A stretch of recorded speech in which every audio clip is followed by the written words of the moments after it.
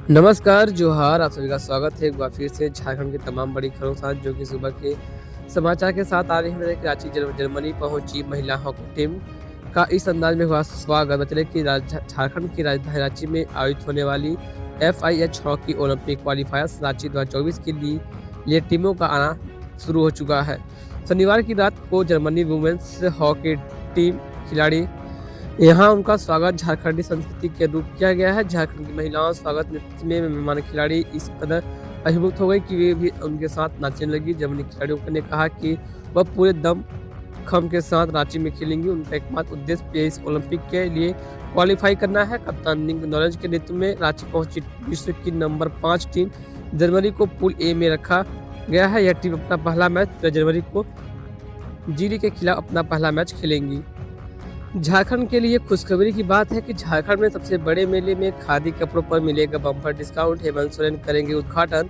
खादी प्रेमियों के लिए खुशखबरी है। झारखंड की राजधानी रांची में आज मुख्यमंत्री हेमंत सोरेन राष्ट्रीय खादी एवं सरस महोत्सव 2023-24 का उद्घाटन करेंगे। उद्घाटन समारोह शाम 4 बजे होगा। झारखंड राज्य खादी एवं ग्रामोद्योग बोर्ड के इस आयोजन में झारखंडी व्यंजन से लेकर राजधानी बिहारी एवं अन्य राज्यों के स्वादिष्ट व्यंजन को लोगों का जायका बढ़ाएंगे। साथ में रचने के झारखंड के वीर पुरुष बिरसा मुंडा के नाम पर मुख्य स्टेज सभागार होगा।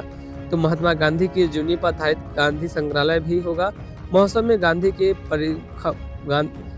खादी के परिधानों पर 25% का बम्पर डिस्काउंट मिलेगा। वस्तुओं पर भी 20% की छूट मिलेगी। महोत्सव की शुरुआत नृत्य नाटिका गांधी यात्रा से होगी। महोत्सव में 8 सेक्शन में कुल 300 स्टॉल होंगे। अलग अलग सेक्शन का नाम झारखंड के प्रमुख फैब्रिक्स के नाम पर रखा जाएगा। तो वहीं दूसरी ओर 31 मार्च तक सरना धर्म कोड को मान्यता देने की मांग। राष्ट्रपति को लिखा पत्र। इस दिन भारत बंद की चेतावनी। मजे की आदिवासी सिंगल अभियान के राष्ट्रीय अध्यक्ष सह पूर्व सांसद सालखन मुर्मू ने राष्ट्रपति द्रौपदी मुर्मू को पत्र लिखकर सरना धर्म कोड की मांग की है। पत्र में आदिवासियों को सरना धर्म कोड की मान्यता देने की मांग करते हुए 31 मार्च तक का अलिमेंटेड दिया गया है। 31 मार्च तक सरना धर्म कोड की मान्यता की घोषणा नहीं हुई तो 7 अप्रैल 2024 को भारत बंद और रेल रोड चक्का जाम की चेतावनी भी दी गई है। पत्र में लिखा गया है कि सरना धर्म कोड भारत के प्राकृतिक पूजक लगभग 15 करोड़ आदिवासियों की अस्तित्व पहचान हिस्सेदारी की जीवन रेखा है, मगर आदिवासियों को उनकी धार्मिक आज़ादी से वंचित करने के लिए कांग्रेस और बीजेपी दोषी हैं। 1951 की जनगणना तक यह प्रावधान था, जिसे बाद में कांग्रेस ने हटा दिया और अब भाजपा जबरन आदिवासियों को हिंदू बनाना चाहती है। तो वहीं दूसरी ओर झारखंड में 4 साल का होगा बीएड सत्र। 2024-25 से 2 वर्षीय कोर्स बंद।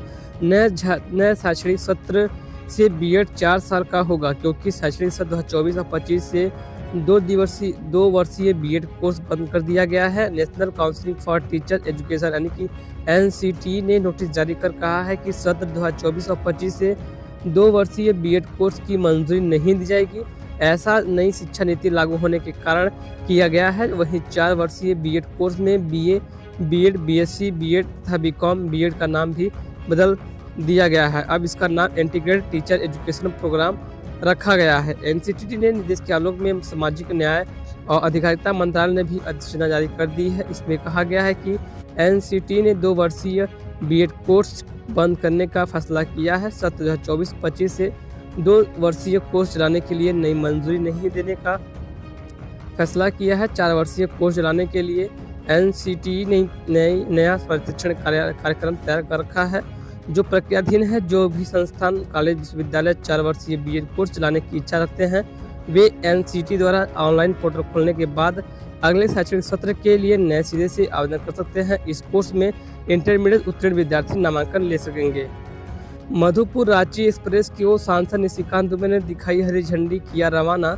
मधुपुर रेलवे स्टेशन पर शनिवार को आयोजित समारोह के बीच सांसद निशिकांत दुबे ने मधुपुर रांची एक्सप्रेस ट्रेन को हरी झंडी दिखाकर रवाना किया है। सभा को संबोधित करते हुए सांसद ने कहा कि लोगों की काफी लंबे समय से गिरिडीह के रास्ते लंबी दूरी की ट्रेन चलाने की मांग थी, जो पूरी हुई है। अगले सप्ताह जस्टिडी से मधुपुर गिरिडीह होते हुए एक नई ट्रेन की घोषणा की जाएगी। यह ट्रेन सप्ताह में बुधवार को चलेगी। इससे देवघर जिले के अलावा गिरिडीह के लोगों को भी दिल्ली के लिए सीधी ट्रेन मिल सकेगी। सांसद ने कहा कि मधुपुर की अर्थव्यवस्था रेलवे से है, लेकिन लग रहा था कि मधुपुर की सभी सुविधाएं यहां से शिफ्ट हो जाएंगी। रेलवे की कुछ जमीन पर सरकार ने कब्जा कर लिया है, जबकि कुछ जंगल झाड़ के कारण बेकार पड़ी थी।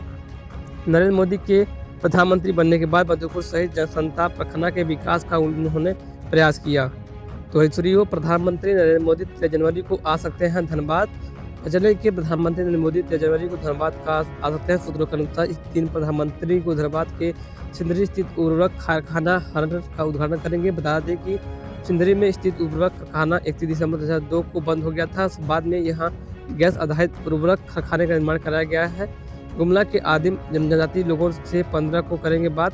प्रधानमंत्री नरेंद्र मोदी 15 जनवरी को वीडियो कॉन्फ्रेंसिंग के जरिए गुमला जिले के आदिम जनजाति लोगों से बात करेंगे। वह उनसे गाँव के विकास, रहन सहन व पीएम जन मन योजना से मिल रहे जानकारी भी लेंगे। तो हिंसड़ियों सावधान हो जाइए, क्योंकि राम मंदिर के नाम पर साइबर अपराधी ठग रहे हैं, ठगी का कर रहे हैं प्रयास। बचले कि अगर आपके फोन में भी अयोध्या राम मंदिर के नाम पर चंदा मांगने के लिए फोन आता है या फेसबुक पर कोई पोस्ट दिखाई देता है तो सावधान हो जाए, क्योंकि राम मंदिर के नाम पर साइबर अपराधी ठगी करने में जुट गए हैं। एक और जहां पूरा देश अयोध्या में बन रहे राम मंदिर के उद्घाटन कार्यक्रम को लेकर उत्साहित, तो वहीं साइबर अपराधी राम मंदिर की आरती में शामिल होने या फिर चंदा देने के नाम पर लोगों को फोन पर सोशल मीडिया में QR कोड अपलोड कर ठगी करने का प्रयास कर रहे हैं। साइबर अपराधी फोन कर लोगों को कह रहे हैं कि राम मंदिर समिति से बोल रहे हैं। वह लोग मंदिर के नाम पर चंदा भी मांग रहे हैं, इसके लिए QR कोड लोगों को व्हाट्सएप पर भेज रहे हैं। हालांकि अब तक इस संबंध में किसी भी व्यक्ति को से थाना में शिकायत नहीं की गई है, लेकिन अवेयर रहें, क्योंकि कभी भी घटना घट सकती है। फेसबुक और इंस्टाग्राम पर राम मंदिर समिति और अन्य फर्जी नाम से साइबर अपराधियों ने पेज बनाया है। इसमें अलग अलग प्रकार की जानकारी और मंदिर की फोटो पोस्ट कर रहे हैं। इसमें चंदा देने के लिए QR कोड भी पोस्ट कर रहे हैं और कुछ लोगों को मैसेंजर पर पर्सनल मैसेज कर ठगी का प्रयास किया जा रहा है। तो इसलिए पलामू में कोहरा व रिमझिम बारिश से ठंड बढ़ी। पलामू में मौसम का मिजाज बदल रहा है। कोहरा व रिमझिम बारिश से ठंड बढ़ गई है। शनिवार की अगले सुबह बारिश शुरू हुई है। यह स्थिति शहरी व ग्रामीण इलाकों में समान रूप से रही। सुबह करीब 8:30 बजे तक कोहरा के साथ झमाझम बारिश देखने को मिली। इसके साथ ही कोहरा इतना घना था कि 50 मीटर तक कुछ भी दिखाई नहीं दे रहा था। विजिबिलिटी कम होने से वाहन चालकों को काफ़ी परेशानी हुई। सुबह 10:30 बजे के बाद बादल कुछ साफ हुआ। इधर मौसम के बदले मिजाज के कारण जनजीवन अस्त व्यस्त हो गया। ठंड एवं कनकनी बढ़ने से लोग परेशान हैं। कोहरा व ठंड के कारण स्कूलों में बच्चों की उपस्थिति पर असर पड़ रहा है। तो एनसीडी व हजारीबाग में सरकारी स्कूल के 60% विद्यार्थियों के पास नहीं है बैंक खाता। हजारीबाग के सरकारी स्कूल में बढ़ रहे हैं 60% विद्यार्थियों के पास अपना बैंक खाता नहीं है।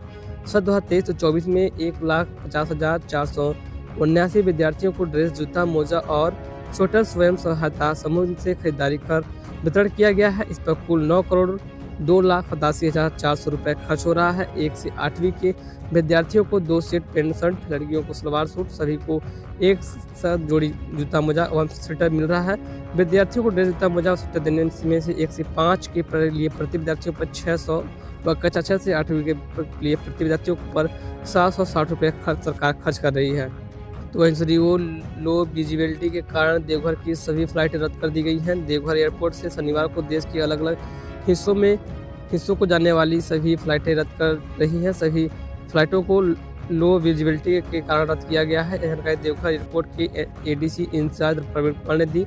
उन्होंने बताया कि दिल्ली देवघर, दिल्ली पटना, देवघर पटना रांची, देवघर पटना रांची, देवघर रांची और कोलकाता, देवघर कोलकाता की फ्लाइट रद्द रही। फ्लाइटें रद्द रहने के कारण देवघर से हवाई यात्रा करने वाली सैकड़ों यात्रियों को परेशानी हुई। कहा कि मौसम खराब होने के कारण विजिबिलिटी कम है, ऐसे में फ्लाइट के लैंड करने व उड़ान भरने में दिक्कत होगी। इसे देखते हुए इंडिगो और से ही फ्लाइटों को रद्द कर दिया गया है। इससे यात्रियों को काफ़ी परेशानी का सामना करना पड़ा।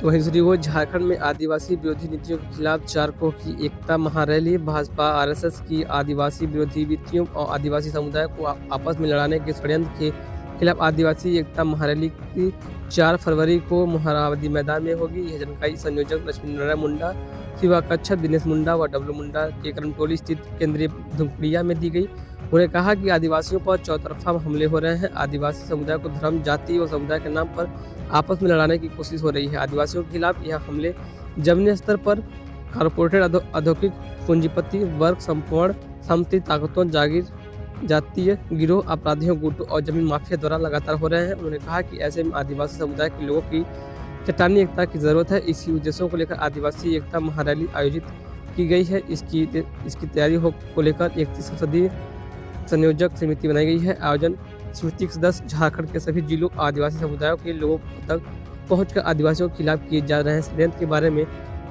बताएंगे। इसके लिए 15 जनवरी को रांची में आदिवासी बुद्धिजीवियों का एक सम्मेलन होगा। झारखंड के सहायक अध्यापक पात्र शिक्षकों का मानदेय को लेकर एक बड़ी ही अपडेट करके आ रही है। झारखंड के सहायक अध्यापक पात्र शिक्षकों का मानदेय 10 जनवरी तक आने की संभावना आ रही है। जबकि झारखंड के सहायक अध्यापक पात्र शिक्षकों को 31,000 पात्र शिक्षकों को जो मानदेय बढ़ा था 10%, उसमें 3 साल का 3 महीने के एरियर के साथ आने वाला था। वो 10 जनवरी को आने की उम्मीद जताई गई है, जिसमें कि अभी पात्र शिक्षकों को पहले दिसंबर माह का मानदेय दिया जाएगा। इसके बाद ही मानदेय में वृद्धि के साथ मानदेय आने की उम्मीद जताई जा रही है। तो वहीं वो देवघर में पीडीएस दुकानदारों की हड़ताल 7वें दिन भी जारी रही। मोहम्मदपुर प्रखंड क्षेत्र के 126 पीडीएस दुकानदार संघ के निर्देशानुसार सरकार की विभिन्न मांगों को लेकर 1 जनवरी से अनिश्चितकालीन हड़ताल पर चले गए हैं। इससे प्रखंड क्षेत्र में 32,000 राशन कार्डधारी अनाज लेने से वंचित हो रहे हैं। 4 जनवरी को ई पॉस मशीन राशन कार्डधारियों के वितरण के लिए खुला गया, लेकिन मशीन से वितरण के लिए खुलने के 3 दिन बाद भी पीडीएस दुकानदारों ने ई पॉस मशीन से लॉगिन भी नहीं की और हड़ताल जारी रखी। तो फिलहाल खबरों में बस इतना ही। यही थी आज की तमाम बड़ी खबर जो कि सुबह के समाचार के साथ आज तक मेरी खबर पसंद है, को शेयर कीजिएगा, लाइक कीजिएगा, चैनल पहली बार आए हैं सब्सक्राइब जरूर कीजिएगा। जय हिंद, वंदे मातरम।